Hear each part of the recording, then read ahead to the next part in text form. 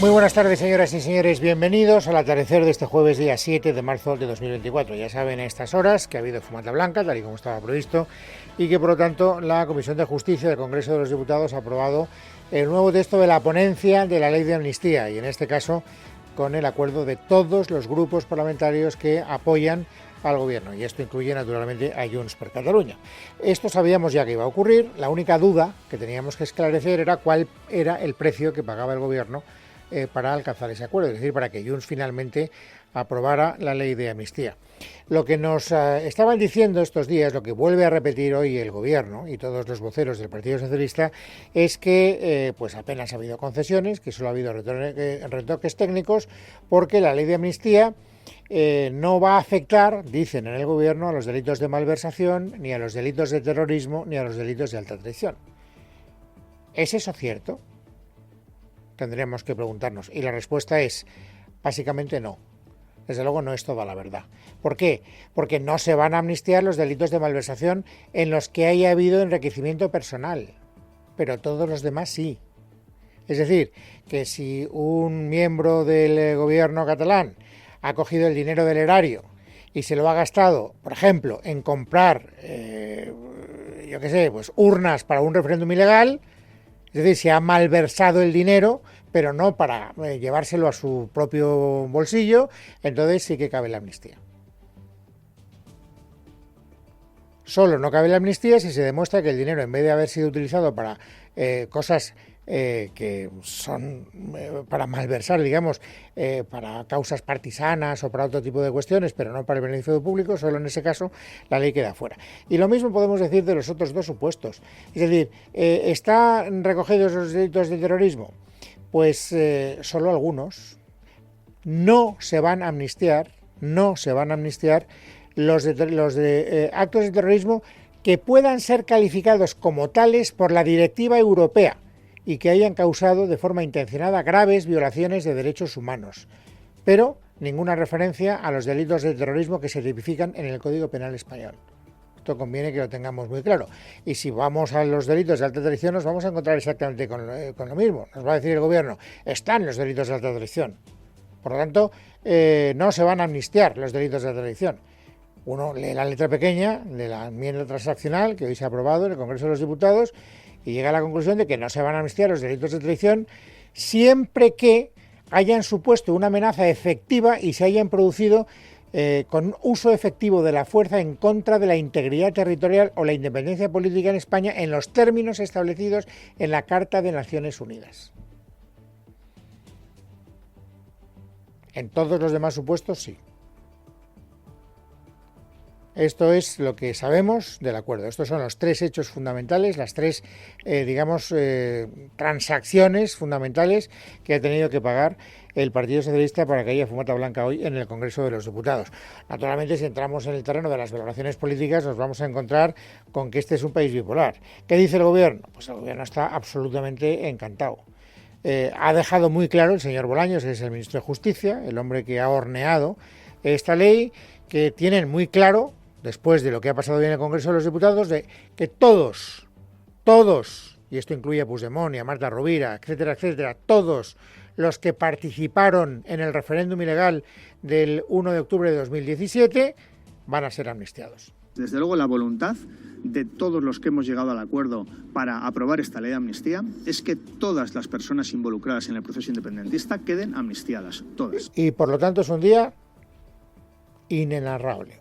Esta es una ley que hoy marca historia, la mejor historia de España, la historia de la reconciliación y de la convivencia, la historia de un gobierno valiente, de un partido socialista valiente, que se mira a los ojos con personas que piensan muy diferente y que desde hoy abrimos una nueva etapa. Ya, una nueva etapa dirigida hacia dónde, que habría que preguntarle al gobierno.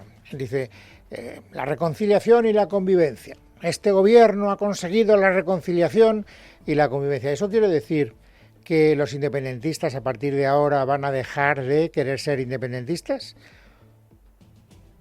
¿Quiere decir que ya están cómodos en España?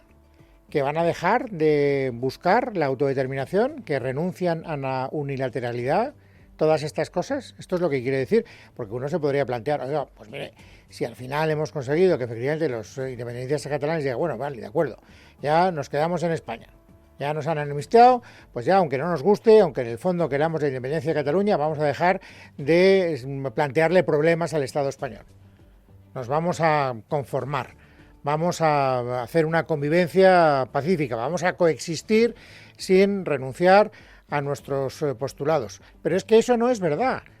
Y no es verdad no porque lo diga uno u otro, no porque alguien tenga la sensación de que eso no es verdad, no. Eso no es verdad porque los propios independentistas dicen que no es verdad, que lo de hoy no es, como dice el gobierno, un punto final, es un punto de inicio. Escuchen lo que han dicho Marta Jordà, Esquerra Republicana de Cataluña, y Míriam Nogueras, que son Junts per Catalunya. Para nada la ley de amnistía es un punto y final, es un punto de partida para empezar la segunda fase de negociación del conflicto político. Yo creo que nosotros hemos dejado muy claro que Junts per Catalunya no renuncia a nada. Creemos que lo mejor que le puede pasar a Cataluña es que Cataluña sea un Estado independiente. Entonces, ¿qué hemos conseguido, señor Bolaños? Me encantaría que me lo explicara.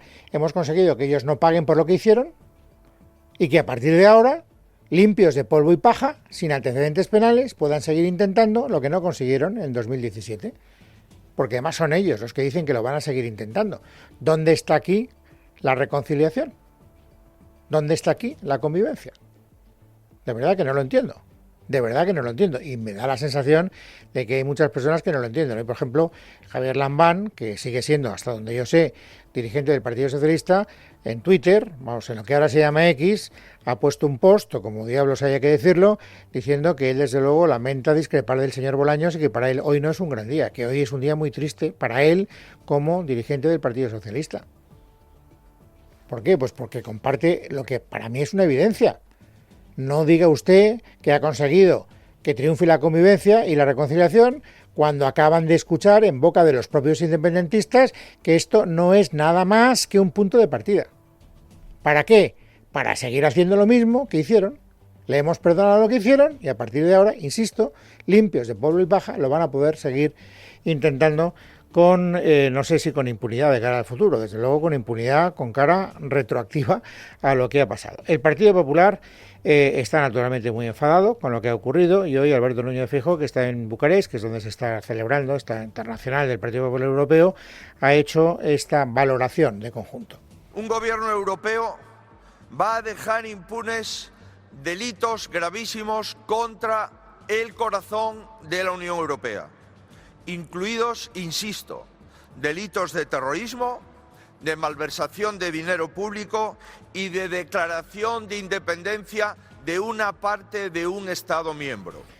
Como estaba rodeado por otros muchos partidos populares de la Unión Europea, ha pedido ayuda a todos ellos. Y esto es lo que les ha pedido. Una mayoría creciente de españoles ven en el Partido Popular y en las instituciones europeas la garantía para parar estos despropósitos.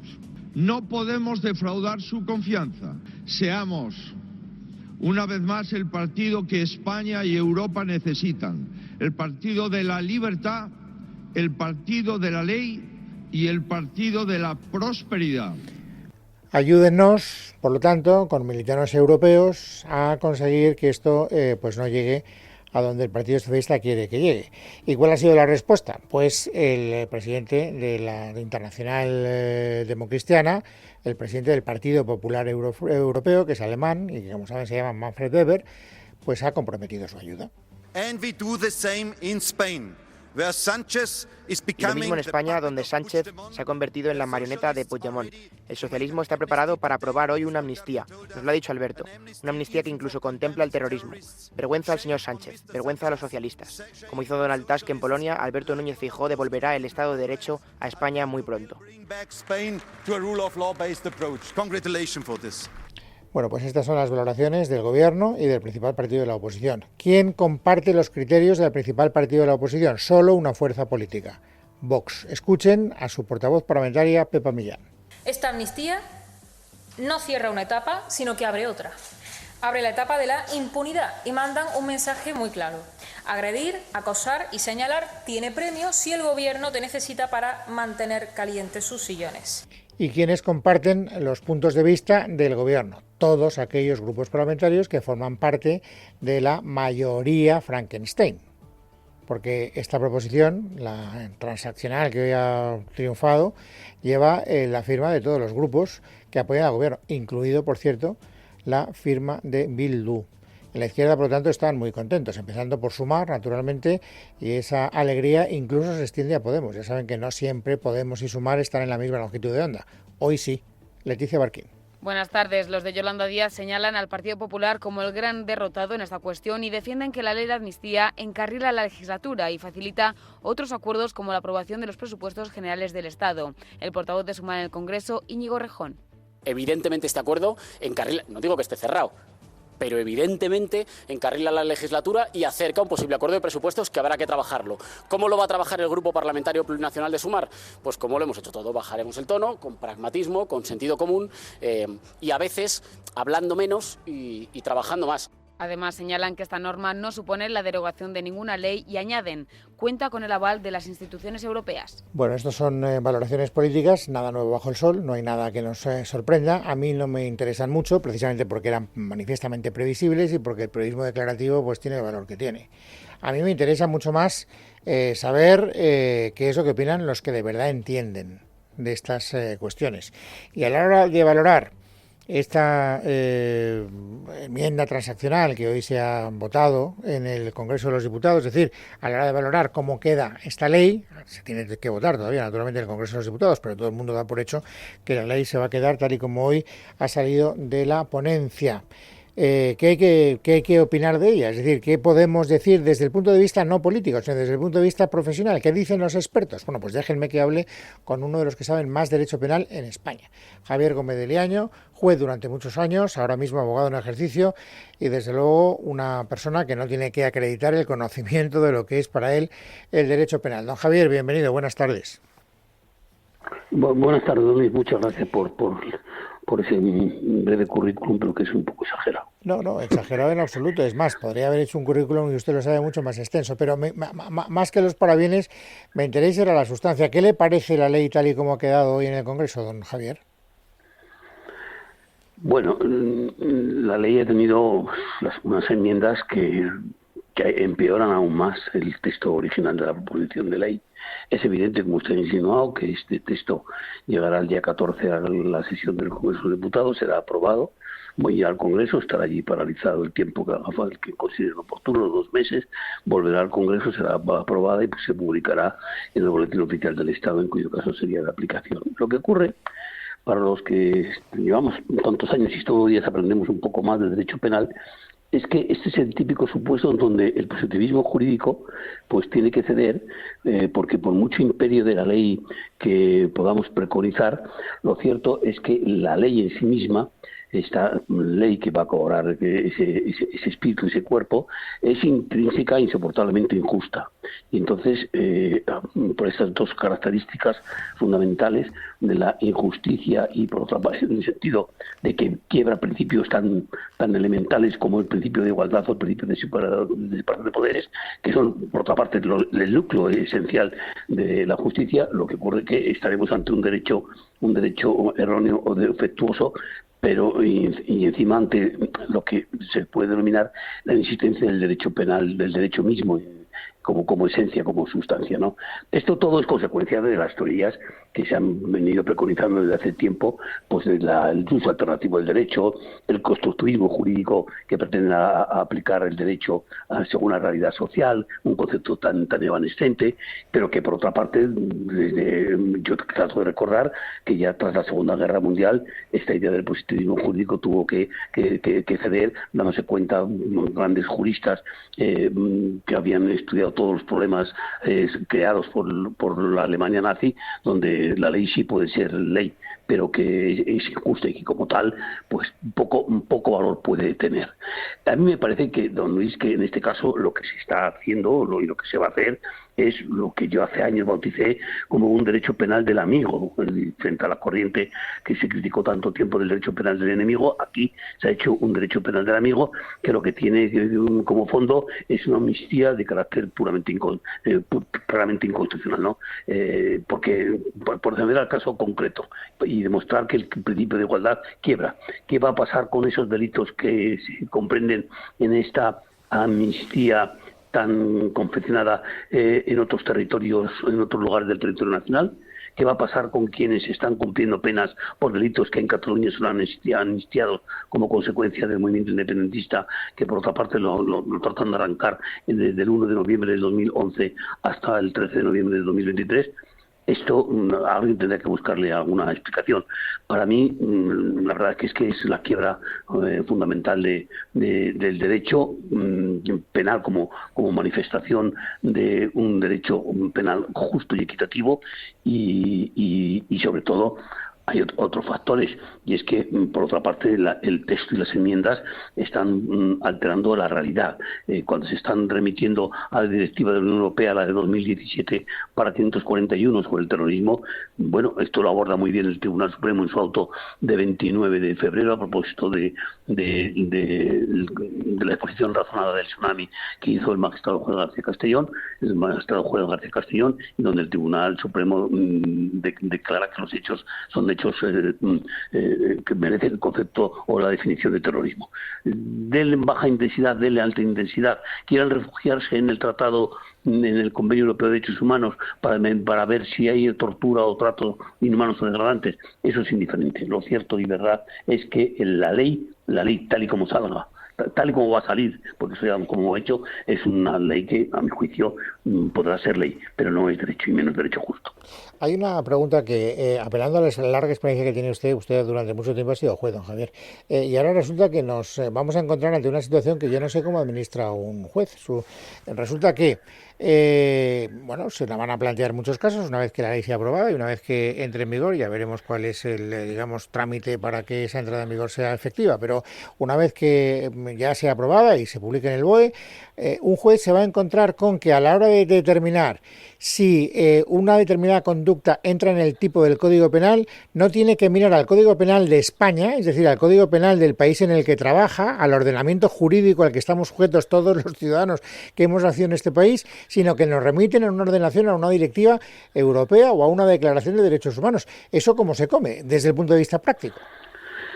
Bueno, a mí eso no me parece incorrecto, y prueba de ello es que en el propio auto del Tribunal Supremo del pasado día 29 de febrero se está mirando también a la legislación europea y mirando la definición que del terrorismo hace Europa y hace la directiva a la que me he referido y hacen otros textos legales. Se está especulando mucho y a mí para mí cuando se trata de una norma como esta tan complicada y tan confusa y tan hecha a la medida del beneficiario o de los beneficiarios, siempre me queda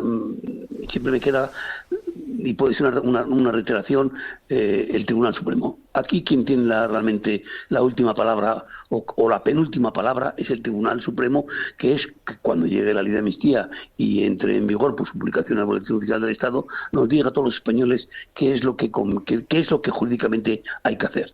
Y las posibilidades son variadas, pero una vez más el Tribunal Supremo se limita a resolver las cuestiones que se le plantean. Ninguno de los magistrados que conforman la Sala de lo Penal del Tribunal Supremo ha hecho en un gesto de prudencia exquisita una manifestación sobre este particular, y lo que nos queda es esperar que la decisión que vayan a tomar. Que se plantea una cuestión prejudicial ante el Tribunal de Justicia de la Unión Europea, bueno, pues ahí, a diferencia de la ley de amnistía, sí se contempla la suspensión en la aplicación de la ley. Pueden pasar muchas cosas, porque si le digo la verdad de lo que más me ha indignado de esta noticia jurídica del día de hoy es que no entre líneas, sino que abiertamente una vez más se amenaza a los jueces, incluso con acusarles de prevaricación en el caso de que se opongan a la aplicación de esta ley que tan gustosamente se han confeccionado para sí mismos, ¿no? Es lo que lo que le puedo decir. Para cualquier jurista que lleva tiempo estudiando y opiniones mucho más acertadas que las mías las hemos podido ver, es un día bastante triste, ¿no? Pero bueno, es una tristeza que ya se venía fraguando desde que comenzó la iniciativa de esta proposición de ley. Es verdad, es una tristeza que era manifiestamente previsible. Don Javier, muchas gracias por atender nuestra llamada y un saludo como siempre muy cordial. Faltaría más, igualmente. Bueno, pues esta es la opinión de don Javier Gómez de Liaño, insisto, una de las personas que más derecho penal saben en nuestro país, que es lo que nos tiene que importar. La opinión de los expertos, no la opinión de los políticos. No se puede ser juez y parte. Naturalmente, ¿qué va a decir Bolaños? Pues lo que le hemos oído decir, porque para eso ha sido el hombre que ha parido esta ley. El gobierno está muy contento, eso ya ha quedado manifiestamente claro, y no solo está contento porque la ley de amnistía finalmente haya recibido el apoyo parlamentario necesario para salir adelante, sino porque además ellos entienden, así lo ha dicho hoy Bolaños, que también los presupuestos generales del Estado, después de este acuerdo, están desbloqueados. Va a haber acuerdo de presupuestos, hay una voluntad de todos los grupos parlamentarios que apoyan al gobierno de que haya presupuestos, no están todavía acordados, no están cerrados, pero esa voluntad inequívoca de que haya presupuestos y de que haya 3 años y medio de legislatura de avances, de derechos, de convivencia, de empleo, de crecimiento económico, de una España que avanza con valentía, sin complejos y que avanza, por supuesto, para tener un país mejor. Problema, que Junts per Catalunya no lo ve de la misma manera. El señor Turull hoy ha hablado y lo que ha dicho ha sido esto. Los presupuestos marcados a cero, está claro, pero yo quiero recordar que con eso de la amnistía no es eso de yo lo he escuchado y lo he leído, ahora que hay amnistía y hay presupuestos, no. Ahora hay que empezar a negociar, ahora el precio es distinto y probablemente mayor. Y este es el siguiente calvario que vamos a tener que vivir juntos. Bueno, esto es lo que les puedo contar en torno a la gran noticia del día, pero tampoco nos podemos olvidar de que el asunto Koldo García sigue adelante. Los periódicos siguen aportando nuevas informaciones interesantes. Como hoy hemos hablado mucho de la amnistía, tenemos que ir directamente al grano.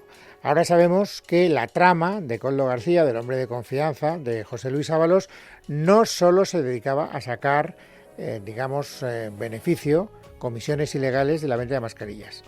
También extendieron su negocio a otras actividades distintas y además implicando a otros políticos, también miembros del gobierno de Pedro Sánchez, con nombres distintos. Miguel Ángel Pérez. Buenas tardes. Un nuevo informe de la Unidad Central Operativa de la Guardia Civil, UCO, desvela la diversificación de negocios en la trama del exasesor del exministro de Transportes José Luis Ábalos, Koldo García. Su mediación para contratos no se limitó a mascarillas, sino que también estuvo relacionado con la compra a los laboratorios de los test PCR para la detección del COVID. El nuevo informe salpica a otro alto cargo del gobierno socialista, el que fuera ministro de Sanidad, Salvador Illa, que estableció el mando único y centralizó las compras durante el estado de alarma. La investigación de la UCO documenta que un laboratorio especializado en test PCR habría pagado comisiones a Koldo García para conseguir adjudicaciones públicas, unas comisiones consideradas sobornos por los investigadores que se habrían abonado en efectivo en República Dominicana.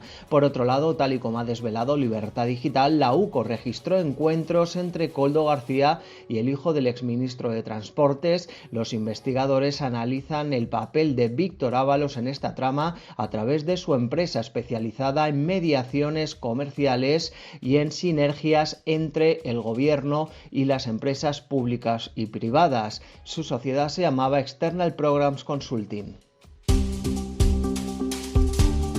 Jueves 7 de marzo de 2024. Vamos, amigos, ahora a completar el paisaje informativo sobresaliente del día. Esther Nieto, bienvenida, buenas tardes. Buenas tardes, Luis. Comenzamos por economía, porque el Banco Central Europeo ha optado por mantener los tipos de interés en niveles máximos del 4,5% por cuarta vez consecutiva. Una decisión que el organismo toma pese a la caída de la inflación en la eurozona en los últimos meses y la revisión a la baja de las expectativas económicas. La bajada de los tipos de interés tendrá que esperar, aunque en la reunión del Consejo de Gobierno el BCE sí ha revisado a la baja las perspectivas de inflación para este año, situando el IPC de la eurozona en el 2,3%, que aún así sigue estando por encima del objetivo del 2% que se ha marcado el organismo a medio plazo, como ha explicado su presidenta Christine Lagarde. Y en las últimas proyecciones de los expertos del BCE, la inflación se ha revisado a la baja, en particular para 2024, lo que refleja principalmente una menor contribución de los precios de la energía. Los expertos prevén ahora que la inflación se sitúe en el 2,3% en 2024, el 2% en el 25 y 1,9% en el 2026. Y continúan las protestas del campo. En Navarra se han vivido algunos momentos de tensión cuando un centenar de agricultores ha intentado entrar por la fuerza al Parlamento, donde se estaban debatiendo los presupuestos generales de la comunidad para este 2024. Querían presionar para que las cuentas autonómicas recojan sus reivindicaciones. Tras un forcejeo, la Policía Foral ha impedido la entrada a los manifestantes y ha identificado a una docena de ellos, a los que ha denunciado por desórdenes públicos. Tiene todos los detalles Gabriel Moreira. Esto ocurría en el momento en el que intervenía el portavoz socialista en el Pleno, después de que se supiera que los socios del Gobierno de Navarra, PSN, Geroabay y Contigo, y los proetarras de Bildu habían rechazado una enmienda de UPN que recogía sus demandas. Segundos después, varios agricultores intentaban entrar por la fuerza, pero agentes de la Policía Foral, tras unos minutos de tensión, han logrado impedirlo. Posteriormente, la situación se ha tranquilizado y uno de los agricultores se ha dirigido a los allí congregados. Carmelo Macua es uno de los agricultores. Se ha llegado un momento de tensión que nunca lo hemos deseado. Por nuestra parte, que hemos intentado entrar al Parlamento sin autorización, hemos forcejado con las fuerzas del orden público. Pedimos disculpas tanto a las fuerzas del orden público por intentar entrar y haber forcejado con ellos. La Policía Nacional ya ha identificado a 12 personas y se les abrirán diligencias por desórdenes. La Generalitat de Cataluña ha declarado la fase 2 de emergencia por sequía en 12 municipios de la comarca del Alto Ampurdán, en Gerona. En esta fase 2 de emergencia, los litros por persona y día disponibles bajan de 200 a 180, incluidas las actividades económicas y comerciales. Estos 12 municipios son los primeros en Cataluña en cambiar de fase por la sequía. Ángels Hernández. Lo ha anunciado la portavoz del Gobierno catalán, Patricia Platja, tras la reunión de la Comisión Interdepartamental de la Sequía encabezada por el presidente catalán Pere Aragonès.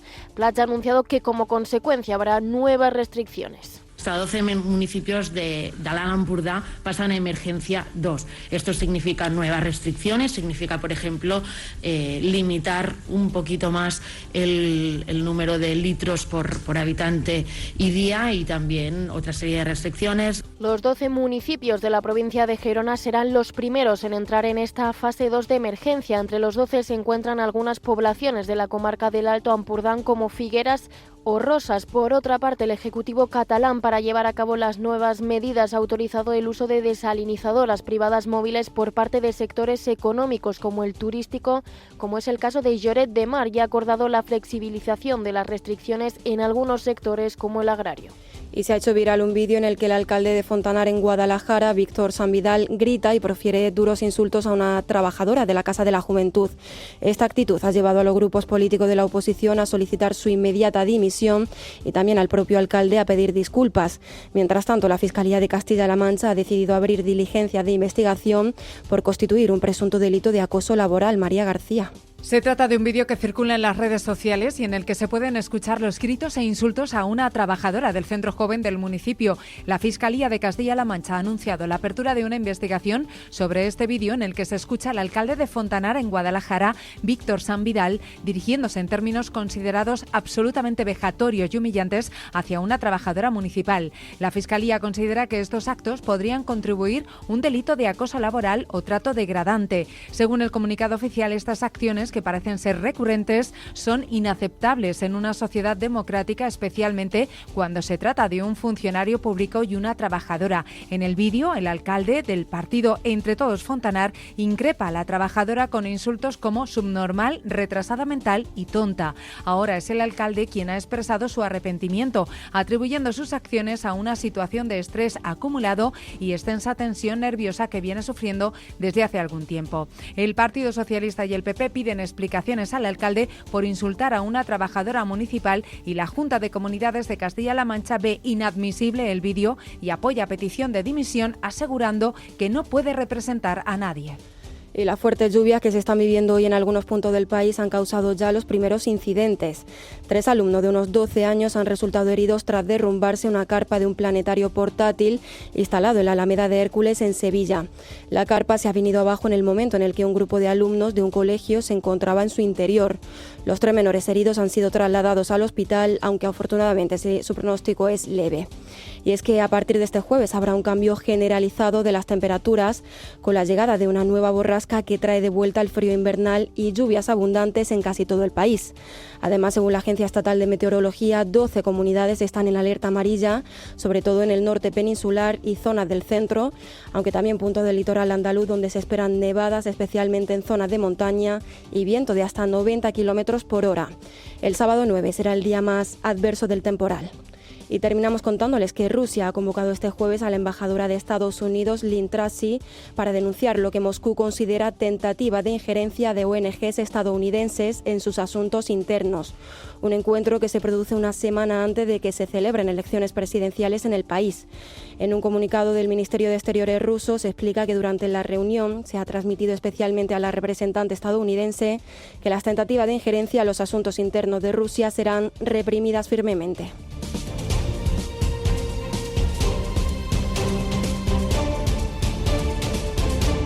En casa de Herrero, Es Radio.